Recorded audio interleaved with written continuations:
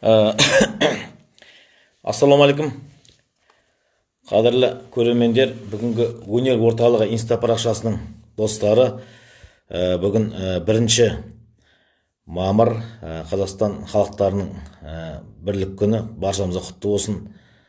Біз бәріміз бірге атты челленджді ел президенті Қасым-Жомарт Кемелұлы Тоқаевтың жолдауына сәйкес бүгінгі болып жатқан еліміздегі жағдайға байланысты бүгін Ақтөбеде 1 мамырдан бастап карантинді алып жатыр. Бүгінгі елге, халыққа бүгін кешкі сағат 8-ге дейін, таңертең 6-тан бастап кешкі 8-ге дейін көліктермен жүруге рұқсат беріліп жатыр.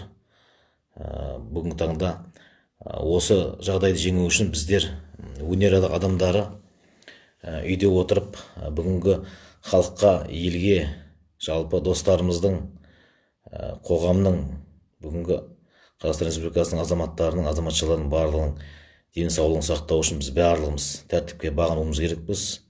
Біз бүгін барлығымыз үйдеміз. Сол себептен де өнер қайраткерлері, өнер шеберлері өздерінің онлайн концерттерін, сұхбаттарын бүгінгі таңда жолдап жатыр. Яғни айтқан кезде бүгінгі үйде отырған халықты, көрерменді рухани тұрғыда тәрбиелеу мақсатында. Олай болса, бүгінгі біздің жұлдызды сұхбат айдары бағдарламасының, жалпы біздің өзіміздің өнер орталығының кеш қонағы Қазақстан Республикасының мәдениет қайраткері, Қазақ ұлттық өнер жоғары оқу орны консерваториясының профессоры, белгілі ұстаз Ерсайын Бақытұлы Басығараевпен біз бүгін әңгіме өріп өтеміз. Олай болса, Ерсайын аға, барсыз ба? Маған запрос жіберсеңіз, қосайық. Құрметті көрермендер, осы жерде біраз Алматыдан, Астанадан, Ақтөбеден, жалпы қазақ елінен қосылып жатқан біздің достарымыз бар екен. Ағай, ассалаумағалейкум. Алейкумассалам. Кеш жарық, бүгінгі тікелей эфиріміздің төрінен орын алып отырсыз. Тағы да қош келдіңіз. Ауыл еліңіз, Алматы, отбасыңыз бәрі аман ба? Аманшылық, саламатсыздар ма? Амансыздар ма? Ассалаумағалейкум, рахматуллахи ва баракат. Оразаларыңыз қабыл болсын. Бүгінгі 12 айдың сұлтаны Рамазан айы баршаңызға ораза айы қабыл болсын. Ағай, отбасыңыз, бала шағаңыз бәрі аман ғой? Дос жарандарыңыз бәрі үйға мақтасыз ғой? Үйға мақтасыз ба деймін? Иә, енді үйдеміз, былай айтсақ үйдеміз. Бүгінгі мейрам күні құтты болсын. Әумин, рахмет. Қонаққа, эфирге, Ақтөбеге шақырып атқаныңа, виртуально шақырып атқаныңа рахмет айтқым келеді. Бүкіл барша халықты бүгінгі мейраммен, оразамен құттықтағым келеді. Рахмет. Бүгінгі достық күні құтты болсын. Бүгін енді тікелей эфир жүргізіп отқан, жалпы міне біз Ақтөбе өңірінен, енді қазіргі таңда бүкіл қазақстандықтар қарап отқан шығар. Тағы да таныстырып кетейін. Менің ұстазым, көптеген шәкірттердің ұстазы, үлкен ұстаз, профессор, Қазақстан Республикасының мәдениет қайраткері Ерсайын Бақытұлы Басығараев. Аға, енді сізге бірінші сұрақтан бастайық. Жалпы елді ерекше қадірлеп, үнемі сағынып жүретін осы Ақтөбенің төл перзенті ретінде бүгінгі ақтөбелік жалпы елге өзіңіздің жалпы жігер беретін сөзіңізден бастасақ. Мен айтарым, халыққа аманшылық тілеймін. Мен барлық адамда солай ғой деймін, негізінде патриоттық сол үйден, отбасынан басталады, патриоттық әке-шешеден басталады. Ол патриоттық осы өзің туған, өскен ортаңды, еліңді, сол елді сағынып, ел үшін өмір сүрсең, елді сағынып, әр уақытта да сол елің жақсы болса, жалпы алғанда бүкіл әркім өзінің елін, өзінің ауданын, өзінің облысын жақсы көрсе, барлық бай бәрін қосқанда Қазақстан сондай жақсы болады, гүлдейді. Және де жігерлі сөз айтатынбыз. Баяғыда оқып жүргенде, орысша айтқанда марку держать деп айтатын. Актюбинскую марку держать деп оқып жүргенде. Мен өзің білесің, Ақтөбедегі Ахмет Жұбанов атындағы музыкалық колледж, ол кезде училище. Соны бітірген, 6-шы выпускымын. Қазір биыл бітіргеніме 40 жыл болады. Училищенің, колледжінің келесі жылы 45 жыл болады, өзің білесің. Сондықтан әр адам өзінің елін мақтан тұту керек, жалпы Қазақстанды мақтан тұту керек. Енді биылғы жыл ағай, сіздің юбилей жыл дейді ғой. Биылғы бұйыртса енді 60-ға толады екенсіз. Асқаралы 60 жасыңыз. Иә, құтты болсын. Иә. Құтты болсын. Бүгінгі жалпы қарап отырып, сіз 60-ға ұқсамайсыз. Бұрынғы 60-тағы ақсақалдардың кәдімгідей сақалы бар, аппақ сақалды, басына тақиялап отырды. Оның сол 60 жастың бүгінгі осындай сіздің жас болуыңызға соның құпиясы неде? Енді ең біріншіден ол көңілге байланысты. Одан кейін мына мен айтар едім, жалпы адамдар айтады ғой. Ол әрине ол кәсіпке байланысты. Сосын өзіңнің жақсы көрген кәсібіңмен айналыссаң, бала шағаң аман болса, енді ол әркім өзін өзі күту керек. Бір жағынан енді ол кәсіпке де байланысты. Енді сақал қоймағанмен мұртымыз аз-маз бар бала кезімізден.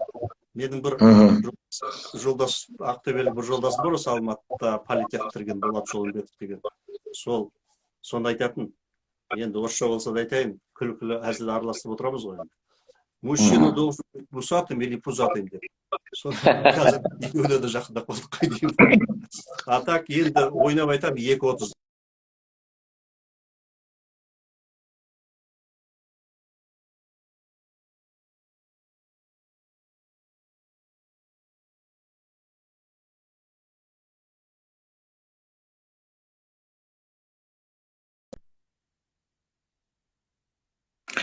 Естілмей қалып жатыр ағай сізден. Естілмей қалып жатыр. Естілмей қалып жатыр. Қатып қалып жатыр. Мен айтам, менің фамилиям басы қара ғой, сондықтан должен соответствовать деп қоям ғой. Аманшылықтарына денсаулық тілеймін. Жалпы бүгінгі осындай жағдай қазақ елінде туындап жатыр. Бүгінгі таңда гүл Алматы қалай? Жалпы Алматы десе барлығымыздың жас шағымыз еске түседі. Алматының осы мамырдың мамыражай күнінде гүл Алматымыз гүлдей жайнап тұрады. Жалпы сонау Ақтөбе Ахмет Жұбанов атындағы колледжді бітіргеннен кейін ең алғашқы Алматыға барған жылдар туралы айтып берсеңіз. Қандай сезімде болдыңыз? Бүгін мысалға мен ешқандай особо көп дайындалған жоқпын да, шынымды айтсам, бірақ айналып келгенде сол шығармашылық өмірбаян сол ішінде ғой. Бәрі деп отырмын да, бәрі қалай болды, өзі белгілі. Мысалы айтады ғой, тудым, оқыдым, жұмыс істедім деген сияқты.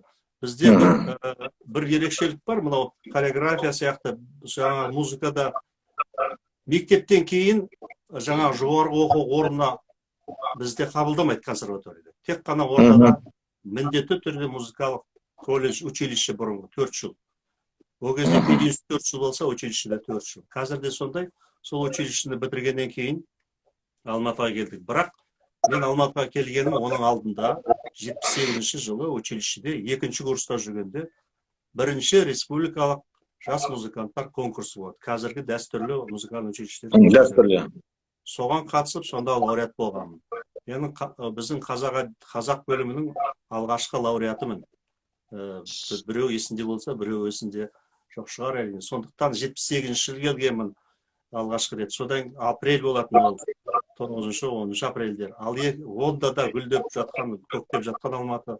Одан кейін 2-ші жазда келдік. Әлия гүлі ансамблі, халық ансамбль деген ат беріп, сол жерде Бәкір Тәжібаев ағамыз бар, Ғазиз апай бар, көптеген адамдар ЛКСМ Қазақстанның комсомолының алдында сонда концерт берген. Сол 2 шараға келген. Одан кейін әрине 80-ші жылы келді. Қазіргідей гүлдеп, қазір Алматы гүлді қала деген сияқты, ол кезде де осындай гүлдеп, жап-жасыл Алматыға келіп оқуға арман қуып келгенбіз. Ол жылы Олимпиада жылы болатын. Біздің абитуриенттердің барлығы Олимпиаданың алдында біз телевизор алғанбыз, енді сондай жаңағыдай жағдайларды сол кездері еске түсіп жатсыз ғой, айтайын. Сондықтан біздің комната телевизор алғанбыз, Олимпиадаға байланысты. Бүкіл абитуриенттер біздің комнатаға келетін. Оны бастапқы 3 экзаменнен кейін тіптен біздің сол түсетін группалар белгілі болады ғой. Барлығы экзаменге дайындықты қойып, енді бұрын училище дайындалып келеді, сол олимпиада көріп отыратын 3 экзаменнен кейін. Енді ауызшасы бар, жазбашасы бар, 6 экзаменге шейін барады ғой. Негізгі 4-5 экзамен жалпы. Соны отырып олимпиада кезінде түскенбіз. Әрине, ол кезде сол жылы бір қызығы. Сол жылы факультет болып бөлек шыққан. Біз бірінші курсқа түскенде, мен әлі есімде 15 сентябрь акты залда Меруерт Калимбаева апамыз біздікі кафедрдан факультет болып ашылған. Сондай тарихи жылдар болды. Яғни айтқан кезде биыл сол факультеттің 75 жылдығы. 45 жылы ашылған факультетке 75 жыл болып жатыр. 75 жыл. Консерватория 75 жыл болған. Енді ол біздің қара шаңырақ сол 80 жыл. Сол факультетте біздер оқыдық, сіздердің өзіңізден білім алдық. Осы сіздің берген біліміңізбен бүгінгі таңда біздер осылай соны жалғастырып, бүгінгі осы қоғамға қолымыздан келгенше сол сіздердің берген білімімізді біздер таратып, осы тәжірибе ретінде бүгінгі таңда осы мәдениет жағына, мәдениет сала жағына үлесіміз қосып жатқан жайымыз бар. Енді Ерсайын аға, сіздің енді шығармашылығыңызды мен өзім жақсы білемін, бірақ мына бүгінгі көріп отқан біздің әріптестеріміз, достарымыз, жалпы көрермендер сұрауы мүмкін ғой, жалпы бұл мынау шертер аспабы, домбыра прима дейді. Енді жалпы сіз бірінші колледжге келген кезде домбыра прима ұстап келмеген шығарсыз енді. Домбыра ұстап келген шығарсыз. Иә, домбыра ұстап келдім. Домбыра примаға түсу қандай себеп болды сізге? Мен енді училище келгенде, әрине, ол кезде мен музыка мектебінде оқыған жоқпын. Бір күн қалғанда, 2-3 күн қалғанда ма, музыка училищенің экзамен жабылайын деп атқанның алдында ғана мен тапсырып үлгергенмін. Сол жылы 8-ші класс. Суретке түскенше ол кезде 1 сағат емес, 1-2 күн суббота воскресенье болып кетті. Новицкий Иван Григорьевич есімде, әкеміз постоянно айтатын, әкеміздің қасында барып қой. Сонда түсіп 4 деген бағалдық, бірақ енді домбыра примаға берді. Ол кезде мен кішірек болған бойым, соған ыңғайлы деді ма. Бірақ солсын артынан енді оны оқып кеттік қой, бірақ артынан өкінемін. Осы басқа училищелерде 2 мамандық беріп жатыр. Неге сол кезде 2 мамандық бермеді маған? Оқып еді. Бір қобызды оқып, домбыраға оқиды. Жылап ауысқан 10-ші кластың қыздары тастап кеткен. Соның орнына неге оқытпады деп өкінемін. Бірақ жаман болған жоқ, Құдайға шүкір.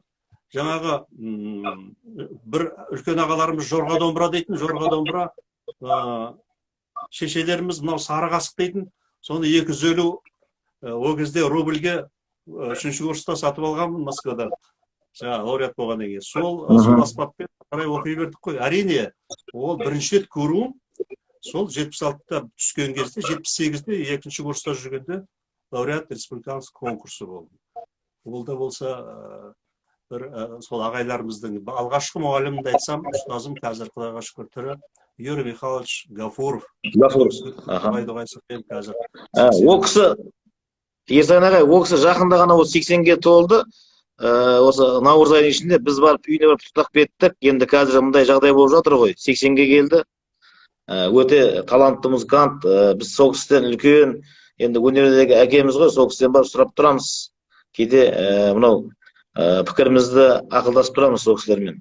Ол кісі бізге домбыра примадан, кейбір балдарға флейтадан, кейбір балдарға скрипкадан сабақ берген, әртүрлі маман.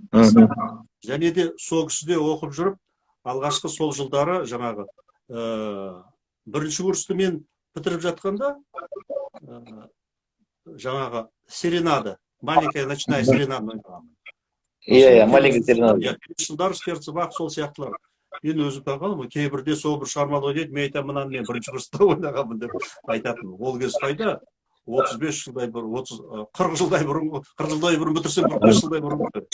Сонда енді Ерсайын ағай, мынау сол кезде домбыра прима аспабы дейді. Жалпы ол енді біздің қазақтың енді ұлттық аспабы емес қой. Жалпы ол қазақ елінде бүгінгі таңда сол кездегі 76 жылы домбыра прима колледжге ол қандай себеппен келді деген сұрақтар туындайды ғой, әрбір көрерменде бүгін таңда.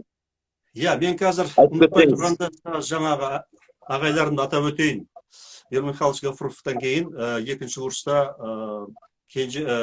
Күмісбеков Әділжан ағамыз сабақ берді. Сүт культурада оқып жүрді, мәдениет институтында. Сол кісі сабақ берді. Мен сол кісіде жүріп, барып конкурсқа қатысып лауреат болғанмын.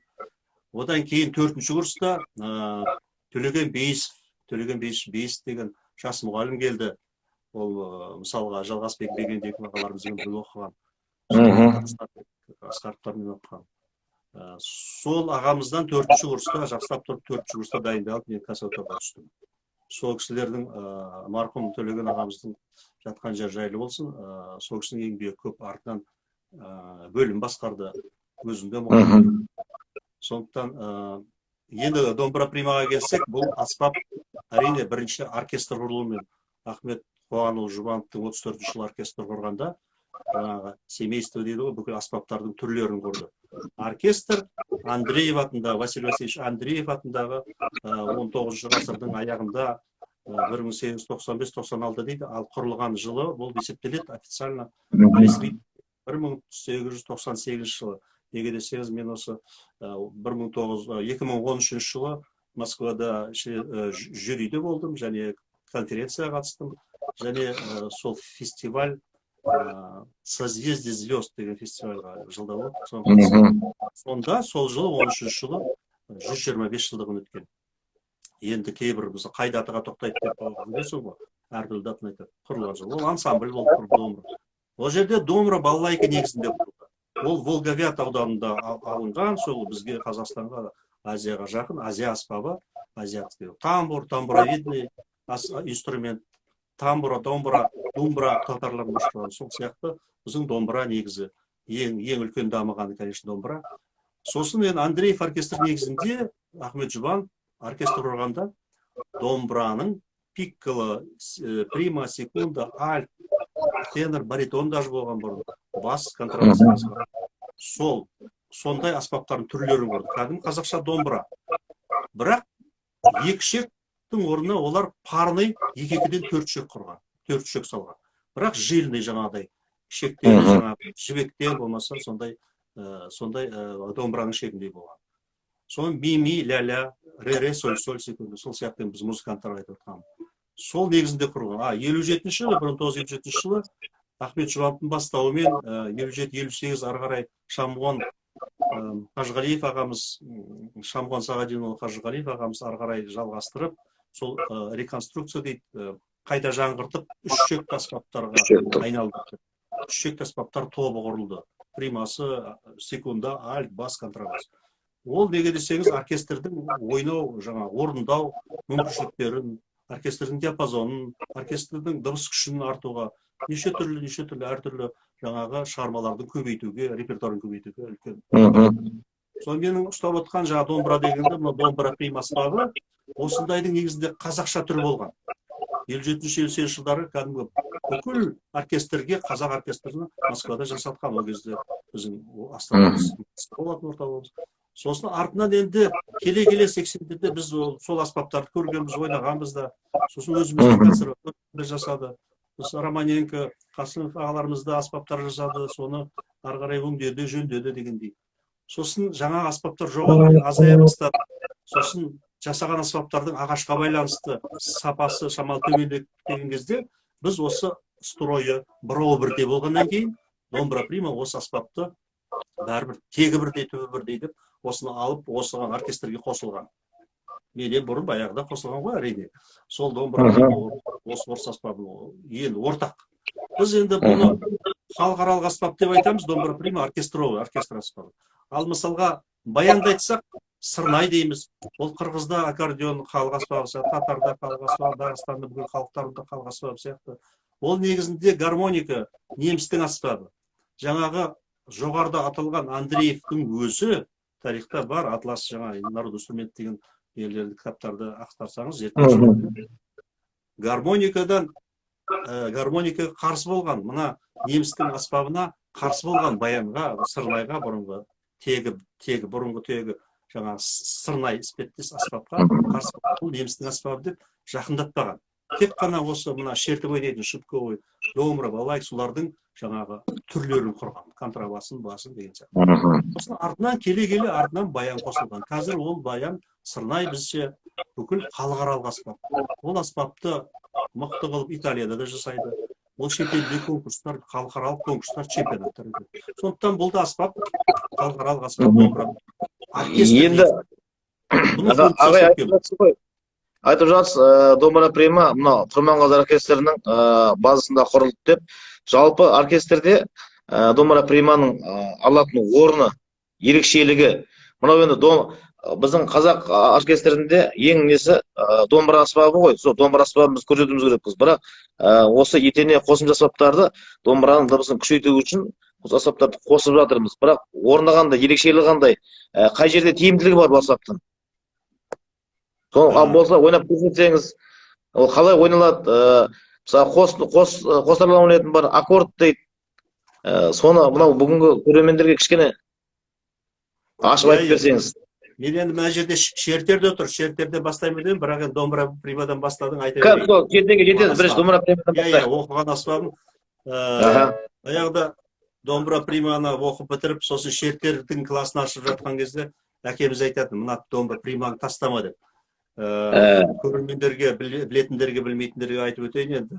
Менің әкем күйші, Қазанғаптың немере шәкірті, Қазанғап күйлерді жалғастырушы Бақыт Басқараев болған. Сол кісіні айтатын, сондықтан ол кісінің айтқан дұрыс шығар. Сондықтан осы 85-те бітірсек, міне Құдай қаласа, биыл 35 жылдай болады. Сол әлі осы аспапта орындап, әлде де концерт, Құдайға шүкір. Енді бүгінгі жағдайда үлкен концерттер ойнаймыз, бірақ жаңағыдай үзінділер ойнауға болады. Және де мен енді аспап жөнінде сәл ғана. Бұл енді аспаптың функциясы, орны, рөлі дегенде оркестрде әрине мелодиялар жүргізуге. Мысалға айтайық.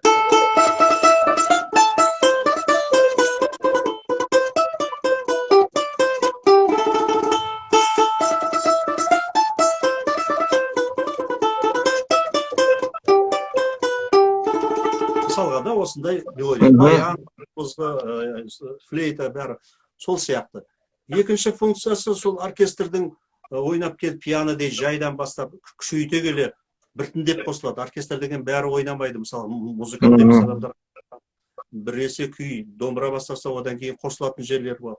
Күш беру үшін мысалға сағада.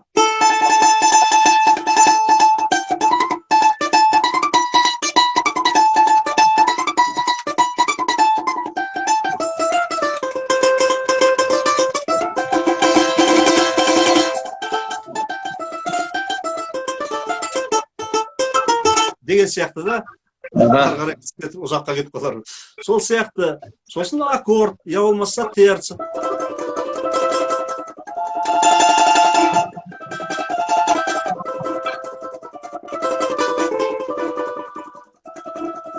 Мысалы, аккордтар.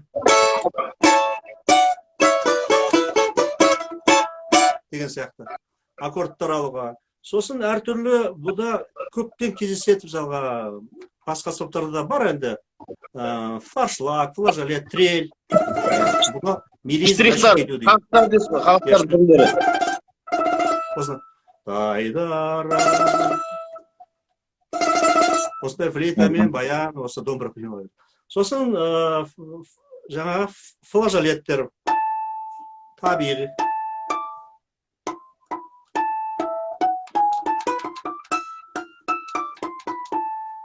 Двойной флажолет. До. Бұның өзі классический бар, екі саусақпен. Мен бірақ әскерде жүргенде өзімнің ойлап тапқан бір әдісім бар. Оны мен Ресей халық артисі Александр Цыганковқа да айтқанда, ол кісі бұл әдісті білмейді деген, бірақ ол кісінің үлкен білетіні өте көп. Бүкіл осы домбыра приманың қазіргі атасы десе болады. Мен даже тройной аккордталуға болады. Флажолет деген сияқты. Сондықтан бұл аспапта неше түрлі штрихтар, неше түрлі әртүрлі әдістер алуға болады. Қазір кейбір арасында бүгінге байланысты өзің сұрақтың реті келгенде айтармын. бүгінге байланысты өзі бүгін халықтар достығы күні ғой. Соған кейбір Аха. ойыма түскен мелодиялар ойнауға болады. Енді осы домбыра приманың үнін естіп отырық. Енді менде осы маманның аспаптың маманымын ғой, бірақ мына көрерменге қызық болу үшін көрермендерге домбыра приманың жалпы дыбысын көрдіңіздер. Мысалға домбыраның дыбысын күшейтіп жаңа ағай аккорд алып жатыр. Мына оркестрмен мысалға қазір мен домбыра көрсетіп жіберейін мысалға. Мынау мысалға домбыра бірақ домбыра ойнаған кезде дыбысы, домбыраның дыбысы камерный. Бірақ ана жерде оркестрде 50, 60, 70 адам отырады. Сондай осындай үлкен дыбыс берген кезде осындай домбыра приманың дыбысының үлкен зор екенін көріп отырсыздар, құрметті көрермендер.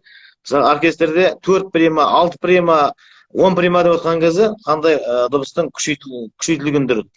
Жалпы ағай, бүгінгі таңда Қазақстан бойынша мынау өңірлердегі оркестрлердің барлықтарында енді қателеспесем осы Алматы консерваториясын бітіріп келеді ғой көбісі енді. Басистер болсын, шертершілер болсын, домбыра прима аспаптарында болсын, барлығы мамандар осы Алматы консерваториясын бітіріп келеді. Жалпы бүгінгі таңда енді қанша шәкірт тәрбиеледіңіз?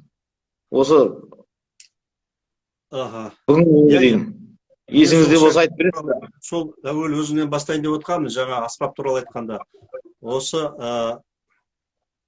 жақсы бітірген шәкірттердің бірі осы бүгінгі кешті жүргізіп отқан Елубай Кенжалиев балаларың, інілерің. Рахмет ағай. Басқа шәкірттер енді біз танып жатырмыз. Қызыл дипломмен бітірген шертерде де, примада да ол кезде екеуден сабақ беретінбіз.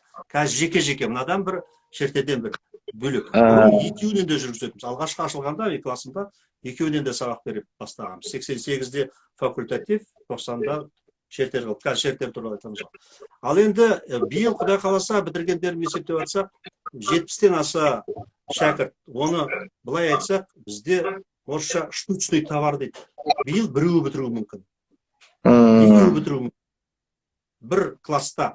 Ол мысалға музыкант емес адамдар оны түсінбей қалуы мүмкін. Жалпы бізде поток деген анау бұдан басқа, а вот мамандықтан бізде әкешісте, шешесінде деген сияқты. Биыл мысалы менде 3 қыз бітіреді. Бір кездері бір адамды бітіреді. Сол есептегенде биыл 70-тен аса оқу бітірген шәкірттерім болар, Құдай қаласа. Соның қызыл дипломы бітіргені бар. Лауреат, халықаралық конкурстардың лауреаты бар. Мысалға атап айтсам, өзіңді Шабыттың Құрманғазы лауреаты. Қазір академия, музыка академиясында Аяулым Жүмкенова деген менің шәкіртім. Ол бүкіл осы Қазақстандағы конкурстардың Шабыттың Құрманғазының бәрінің лауреаты болды. Тіптен примадан да, шертенде де қатысқандар. Содан ол Қазанда бар, халықаралық конкурстың лауреаты. Қазір сол жақты Қазаннан магистратура бітіріп, сол жерде Астанада сабақ беріп жатыр. Ал енді бір үлкен шәкірттердің бірі осы президент оркестрінің басшысының орынбасары болды. Қазір қазақ әуендерінің президенті Нұран Камзин деген. Камзин. Ол да кезінде 90-шы жылдары бітірген. Ол бүкіл ансамбль осы мұрагерден бастап фольклорный, одан кейін осы президентский оркестрдің фольклорный оркестрін сол жағын басқарып кетті. Сол сияқты, міне өзің бар, өзің дирижер болдың. Жақсы дирижерсің, лауреатсың, жаңа Шабыттардың да, басқа конкурстардың, оркестрдің. Осы сияқты менің Айбол деген оқушым шертер, Мәңгілік Сарын фестивалінің бас жүлде иегері. Айбол деген негізінде шертерші, әрі шертерде күйші, осы Қазақстанда күйші десе болады.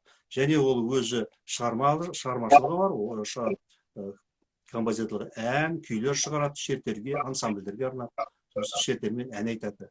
Осы 7 майда мен тағы бір онлайн концерт бердім, сонда шертерде ән күй орындау деген сөзді деп айтаймыз. Бауыржан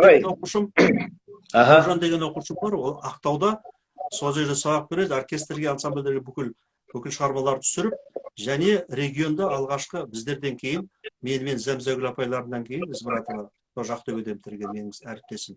Сол екеумізден кейінгі регионда алғашқы домбыра примаға арнап 2 жинақ шығарған. Ол деген Мгм. ақшалар. Сондай Аха, енді лауреаттар және де гран-при иегері лауреаттар бар. жалпы сонда неше жылда жетпіс оқушы болып тұр, шәкірт болып тұр ағай? Неше жыл ұстаздықта? Мен биыл консерватория бітіргеніме 35 жыл. Тура 35 жыл, 85 жылы Мгм. бітірдім. Сосын ол кезде Ғазиза Жұбанова апамыздың кезі, сол кезде оқыдым, сол кезде жұмысқа қалдым. Әскерге 1,5 жыл әскерге барып келіп, 85-те қалдым, бірақ 86-тан сол ресми түрде 86 декабрьден бастап есептегенде, 34 оқу жыл, 35 жылға кетеді ғой енді. Сол Мгм. жыл арасында бітірген 34 жыл оқу жылы. Мгм. Енді 89-да бітіре бастады бірінші шәкірт. Енді сол жылдары мысалға сіз жас мамансыз, сол кезде қандай үлкен тұлғалармен жұмыс жасадыңыздар, қандай мысалы үлкен ағайларымыз, апайларымыз, елге белгілі халық артистері қиын болған жоқ па сол жылдарда? Алғашқы ұстаздық жылдарда. Біз енді үлкен кісілердің Құдайға шүкір ізін басып, көздерін көріп өстік. Өзіміздің сабақ берген ағайларымыз. Ең бірінші Құбыш аға мен Фатима апайды айтамыз. Алғашқы алтау ғой. Құбыш аға, Құбыш Мұхитов, Фатима Балғаева, Болат Сарыбаев, Шамон Қажғалиев, Қабидолла Тастанов және Фуат Мансуров. Фуат Мансуров алғашқы домбыра примадан бітірді дейді. Бірақ енді дипломында домбыра деп жазылады, бірақ ол кісі примада ойнаған, кіші домбырада ойнаған. Сосын енді Құбыш ағаның кезінде сол кафедра болып тұрғанда Фатима апайдың кезінде кафедра басқарды. Енді халық аспап кафедрасы болды ғой. Біз оркестр факультетінде Фатима апайдың кезінде түстік кафедра болып. Сентябрьде факультет болып ашылды. Меруерт апай Кәлембаева декан болды. Айтып біздің курстан бастады 15 сентябрь бірінші. Сосын Құбыш аға біздің зав кафедра болды. Кафедра меңгерушісі Құбыш ағаның өзі Құбыш аға. Домбыра кафедрасы. Иә, домбыра кафедрасында. Домбыра кафедрасында. Содан 86-та әскерден келгесін мен 3 ай демалайын деп жатсам, 1-2 ай хотя 1 ай. Балалар күтіп жатыр. 1 жеті демал, әскерден кейін жұмысқа шығып кетті. Содан жұмысқа шығып кеттім, содан бері жұмыс істеп жатырмын. Содан кейін Айтқали Жайып келді, біздің зав кафедра. Енді ол кезде үлкен кісілерден істеген Мәлгаш Дараубакіров ағамыз, Тымат Мерғали, Айтжан Тоқтаған, Айтқали Жайып ағаларымыз, Бақыт Қарабаев, Мұқаман Қалауов Қызылордадан келіп 86-ларда декан болды. Сол сияқты көптеген ағаларымыз, Дүйсен Орынбай. Енді менің алдымда сол жұмыс істеп қалған, сол 81-де Абдулхамид Райымберген, 82-де Дүйсен Орынбай ағамыз екен. Содан кейін мен қалдым 80-де. Ең ішіндегі жасы болды. 20 жаста мен жұмысқа қалдым, сосын әскерге барып жұмыс істедім.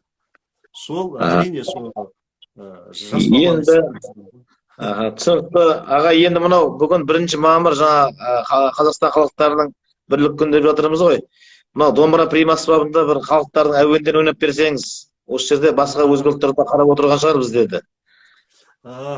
Әрине бүгінгі мейрам, әрине баяғы бала кезімізде мен жолдастарымыз айтып отырмын ғой. Аман жолдаған жолдастарым айтатын. Ана салтанаттың алып берген көйлегін мына 1 майға ки ертең деген. Баяғыда бала кезімізде апамыз бірден алып берсе 1 майға, 7 ноябрьға келсін дейтін. Ол да бір тарих. Сол сияқты бүгін үлкен мереке, негізінде де халықтар достығы бізде Қазақстанда сондай мейрам қалды. Тіптен Ресейден біздің әріптестерім бүгін Гнесиннен, Штоурттан құттықтап звондап етіп жатыр, WhatsApp-қа салып. Оларда да мейрам бар. Әрине мен осы халықтар достығы ретінде осы аспапты бір жағынан дыбысын, осы аспаппен бірнеше шығарма орындайын. Рет-ретін қысқалама білмеймін. Енді онда қазақша да бар, украинша да бар, корейша да бар. Айтып отырамын негізінде. Қысқалап, нұсқалап, енді қазір міне жарты сағат өтіп кетті. Эфирден жарты сағат өтіп кетті. Енді мен ойлағанша отырайық, тағы да сұрақтар көп. Абайдан бастайын.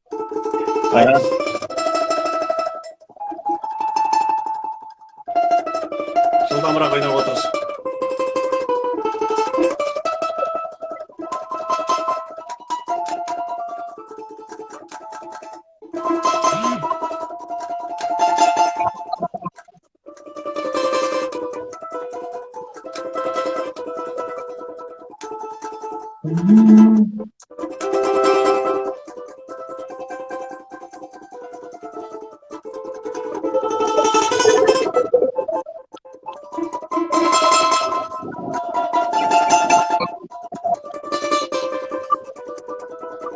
Келесі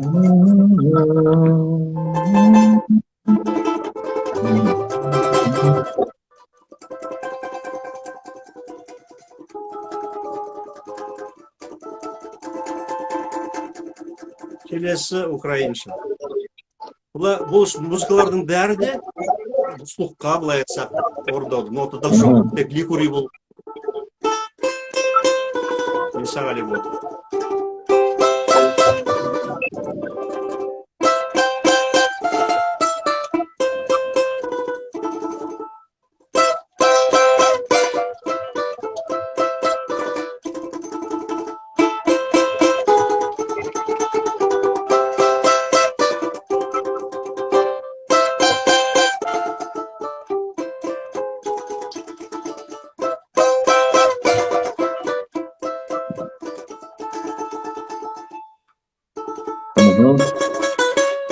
Каришев. Ария.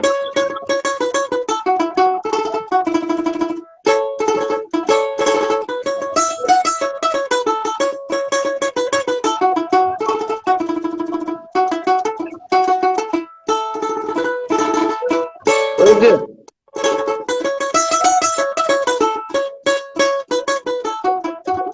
Деген сияқты. Ағайын өзбек. Ya.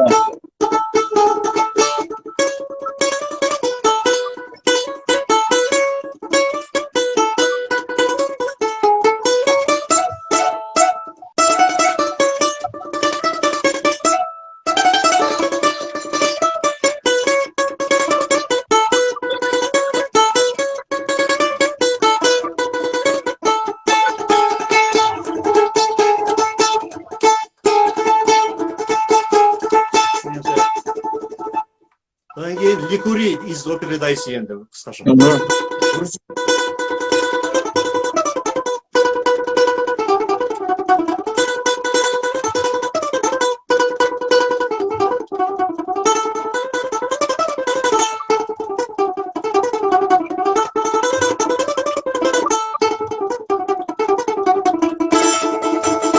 Azerbaycanca çal.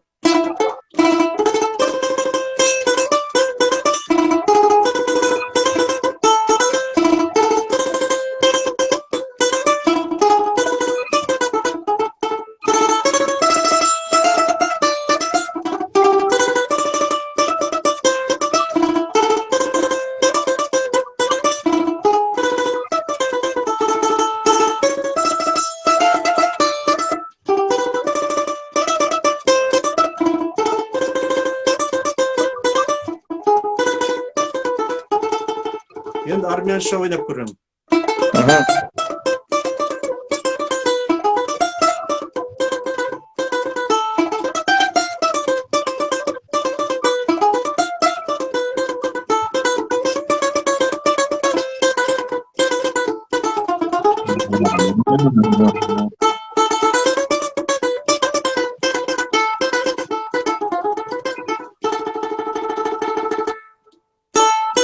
Татарша.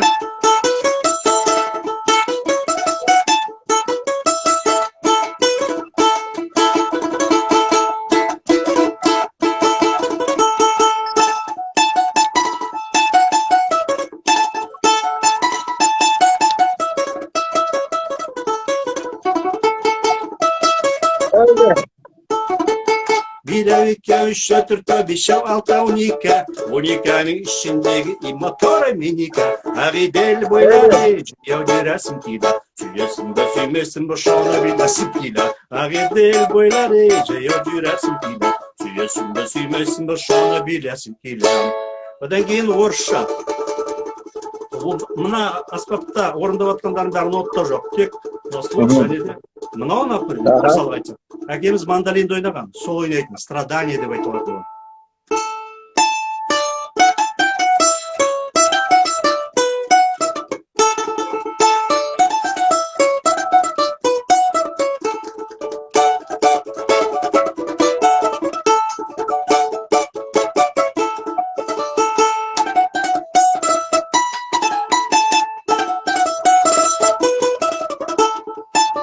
Tamam, hadi gelme.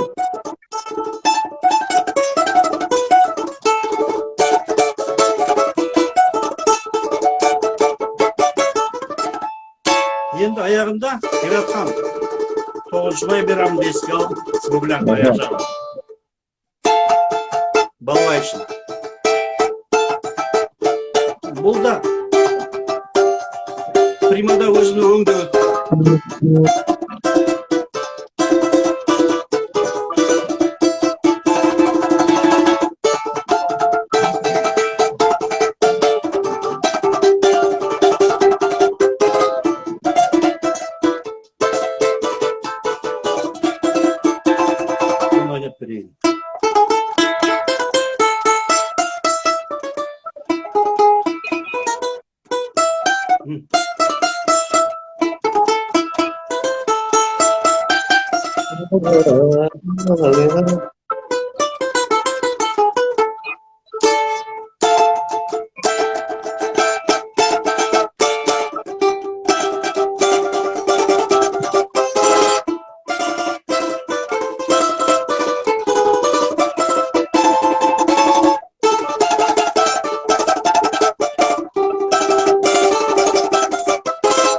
Bravo.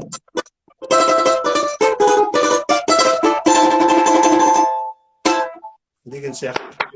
Браво. Енді мынау осында бүгінгі тағы да айтып кетейін, құрметті көрермендер. Мына көрермендер мынандай билеп жатыр, біреулер қол соғып жатқан осы жерде өздерінің жаңағыдай ықыластарын білдіріп жатыр. Тағы да айтып кетейін, бүгінгі қонақта ұстаз, ұлағатты ұстаз, өзімнің ұстазым, Қазақстан Республикасы мәдениет қайраткері Ерсайын Бақтылы Басағар ағамыз бүгін тікелей эфирде. Ерсайын ағамыз бүгін өзіміздің жерлесіміз Ақтөбелік Шалқар өңіріне шыққан, бүгінгі осы Алматы шаһарында мінекей тұрып жатқандарына қадірлесем 40 жылдан асып жатқан шығар.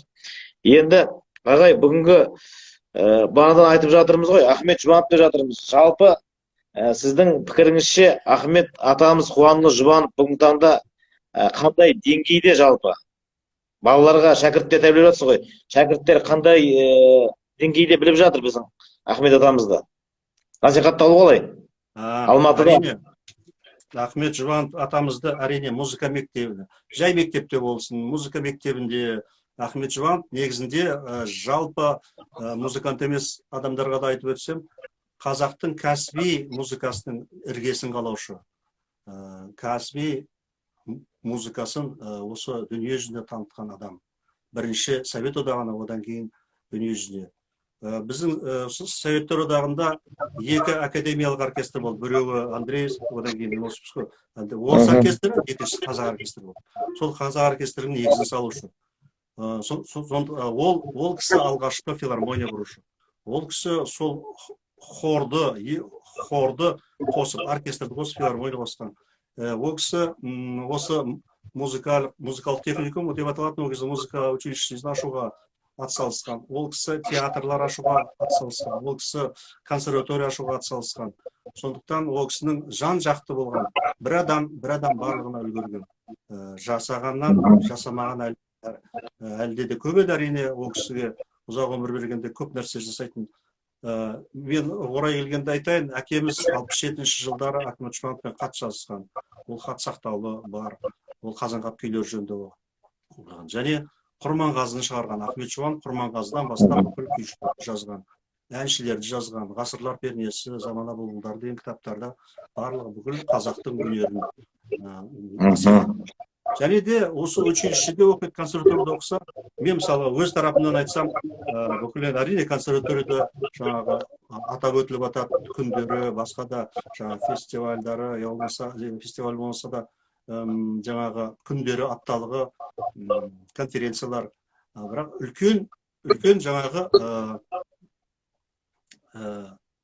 жаңағы әсер қалдырып, үлкен сондай атап өтетін, әрине Ақтөбе облысы, сіздердің Ақтөбе облысының филармониясы, мәдениет басқармасы, Ақтөбе бұрын Жұбанов көктемі деген, қазір Жұбановтар фестивалі болды. Әуені. Жұбановтар әуені бүгінгі таңда. Ал енді мен өз тарапынан өз студенттерімді енді консерваторияның алдында, консерваторияның қақ алдында, аулада сол Ахмет Жұбановтар, Ғазиз апайдың тұрған үйлері бар. Сол жерде пәтер музей бар, сол музейге де балдарды апарып тұрамыз. сол жерге барып 29 апрельдерде бұрындары сол ансамблімді үшшекті аспаптар ансамблін жиі апаратынмын. Сонда жаңа ақ көгершін, қарлығаш, сол жаңа тәжік биі, қазір мына аспапта ойнап берген тәжік биі, солардың бәрін орындайтын едік. Сол жер орындап жаңағы туған күн, жай туған күндерінде өткізетінбіз. Жалпы мынау қазіргі мына Тілендиев Нұрғиса Атабайұлы да осы неден айтып концерттерінде соңғы концертінде айтып кетті ғой, менің пайғамбарым ақаң деп, мен ақаңсыз оңға да солға да бұрылмаймын деп. Сол кісі мойындап кеткен үлкен тұлға бүгінгі қазақтың тұңғыш академигі музыка саласындағы.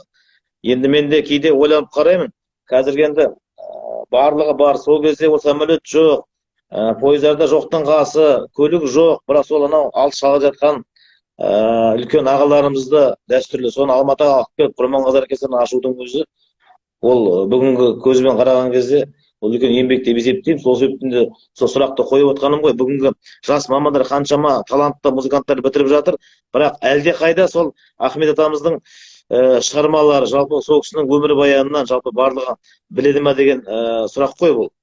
Өйткені себебі біздерге де кейде бітіріп келіп жатады, бірақ бүгінгі Қазақстанда шығармашылық ұжымдар өте көп. Фольклорлық ансамбльдер, оркестрлер сол Ахмет атамыздың жасаған дүниелерінен, шығармаларынан неге сол қарлығаш әндерін, жаңа ақ көгершін болсын, жаңағыдай ұмытпа әндері бар, жалпы шығармалары бар. Енді ол кісі көрнекті ғалым ғой, ағартушы. Сол кейін қыстау кезде жаңағыдай шығармашылық ұжымдарды ашты, бірақ жаңағыдай композиторлық әрине мен ойлаймын уақыты болмаған шығар. Өйткені себебі анандай Құрманғазы оркестрін, жаңағыдай оқу орындарды, жаңағыдай концерт ұйымдарды ашу дегенге ол үлкен оған көп уақыт кетеді. Сол себептен де кеше ғана өтіп кетті туған күні Ахмет атамыздың. Жалпы айтып жатсыз, тек бір сол 29 сәуірде тойлану аздық етпей ма осындай үлкен тұлғамызға? Ол айтуы өте орынды. Мына мысалы жеңіс күні келгенде ғана бізде тойлайтын әдет бар. Басқа уақытта біз мысалға сол ардагерлерді ұмытып кететін жағдайларымыз бар. Сол сияқты бұнда да Ахмет Жұбановты әр уақытта да еске алуымыз керек. Ахмет Жұбанов бізде, мен өзі айтамын, үш күйт деп өзім айтпағанымда, ол дұрыс па дұрыс па, үш күйт қазақтың Мұхтар Әуезов, Қаныш Сәтбаев, Ахмет Жұбанов деп. Осы үшеуі осы білімі, ғылымы, жаңағы техникасы және өнері бәрін алып шыққан осы кісілер. Осы кісілер қудаланған, мысалы айтсақ. Енді тарихқа келсек, 37 жылдан бастап, 51-де де солай болған. Ал енді жаңағы жағдайға келсек, әр уақытта әрине өте көп мына информация көп, бүкіл жаңағы ғаламтор сияқты, шартарап сияқты бүкіл информациялар көп та, айналып келгенде өзіміздің айналып келгенде сол неден басталады, қайдан басталды, қайда баратырымызды білуіміз керек. Вообще әр адам қайдан шықты, қайда баратқанымызды білуіміз керек, мақсатымызды білуіміз керек, тарихты ұмытпауымыз керек. Ол совет дәуірі болсын, ол әрине өзіміздің ата-бабаларымыз, және де мысалға музыка саласы болса, музыка Ахмет Жұбановтан басталады. Әрине Ахмет Жұбановты айтып отырады ғой, қай концертте де болсын, Алматыда болса, қай жерде болса Ахмет Жұбановты жаңағы айтып отырады. Және айтқан жаңағы Нұрғиса ағамыз Тілендиев 12 жасында бала болып келген өзінде содан басталады. Енді айтайын деген шегі өткен челлендждеріңіз бүкіл осы біздің Қазақстан емес, жан-жағымыздағы мемлекеттер, осы түркі халықтарының ішінде Ресей бар. Оның ішінде жаңа айтып отырмын ғой, кеше мен жазып өттім, өздеріңіз де көрдіңіздер. Facebook парақшасына жазып кеттіңіз ғой. Ішінде біреуі байқады, біреуі байқамай қалды. Халық артисі, Ресей халық артисі, профессор, көптеген конкурстардың лауреаты, осы жаңа домбыра аспабының атасы Александр Андреевич Цыганков да қатысып челленджге осы біздің Ахмет Жұбанов атамыздың музыкасын ойнап жатыр. Сосын осы челлендж осындайды бүкіл Қазақстан бойынша тағы да өткізуге болады мысалға. Тек 29 емес, басқа да шығармаларын.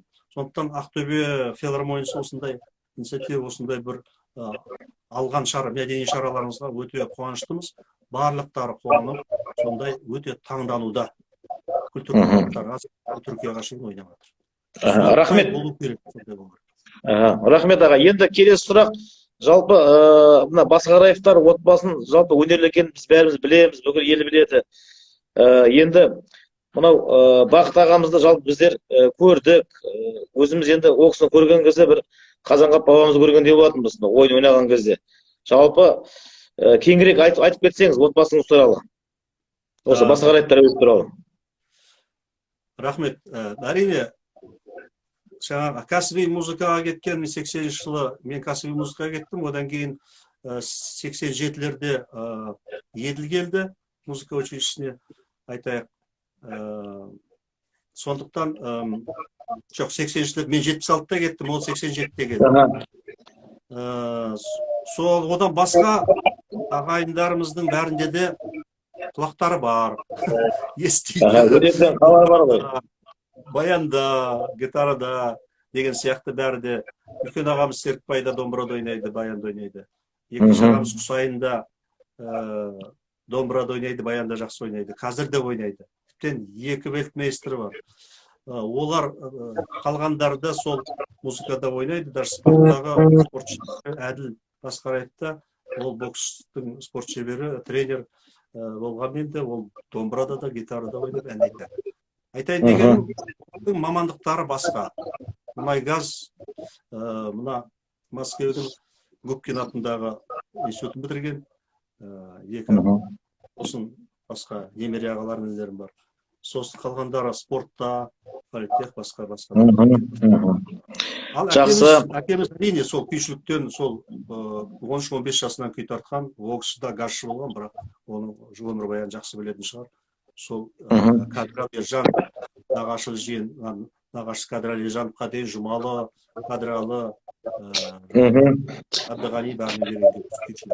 Енді Бақыт ағамыз туралы кешегіде осы Еділмен мен тікелей эфир жүргізген, осылай ондайды. Сол кезде толық Еділ айтып кеткен.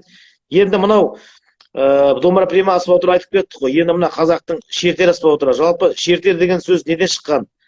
Мынау шер шығару ма, шер тарқату ма, әлде қалай, елі шерді ойнауда шыққан ба? Сол туралы мынау көрерменге толыққанды айтып кетсеңіз. Ахмет Жұбанов атамыз 34 жыл оркестр құрды. Оркестр құрды. Одан кейін оны, меніңше қазақ музыкасында өзімнің тіліме айтсам, 2 рет революция деймін, 2 рет сондай үлкен құлшыныс, үлкен аспаптардың дамуы көтерілуі болған дамуы. Соны айтар едім. Бірінші 34 жыл, екінші жыл 60 жылдардың аяғы. Екінші адам ол Болат Сарбаев. Болат Шамғалиұлы Сарбаев. Ғылыми тілмен айтсақ, этноорганолог Болат Сарбаевтың істеген еңбегі үлкен ұшан теңіз болды. Неге десеңіз, бізде қазақта бірі білсе бірі білмейді, қазір былай аспап көп деп ойлайды.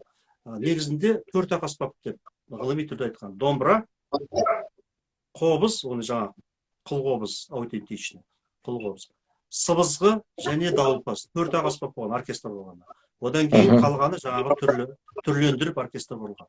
Ал енді Болат Сарбаевтың іздеуімен келген 600 жылдан кейін отырардан табылған саз-сырнай, басқа әртүрлі жерден, батыстан да шығыстан әр жерден табылған тас тауықпен жаңағы үлдектер, үстірттер, үлдектер, саз, жаңағы қос сырнай, сыбызғының неше түрлері, жетіген, шектер, жаңағы ұрмақ аспаптардың көптеген түрлері.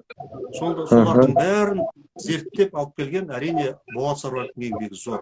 Қазір сол аспаптарсыз фольклорлық аспаптарды көз алдымызға елестетпейміз. Сол сияқты шертер аспабы, мынау шертер аспабысыз біз өзімізді айтайық көз алдымызға елестете алмаймыз.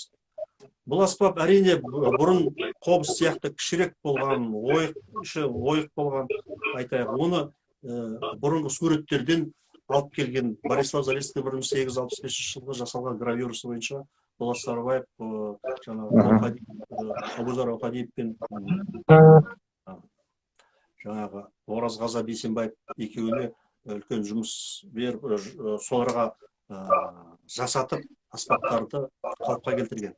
Содан кейін келе ол әуелі термен аталған алғашқыларын орындаған Өтепберген Хамзин ағамыз осы Миляреге келтіріп домбыра прима сияқты.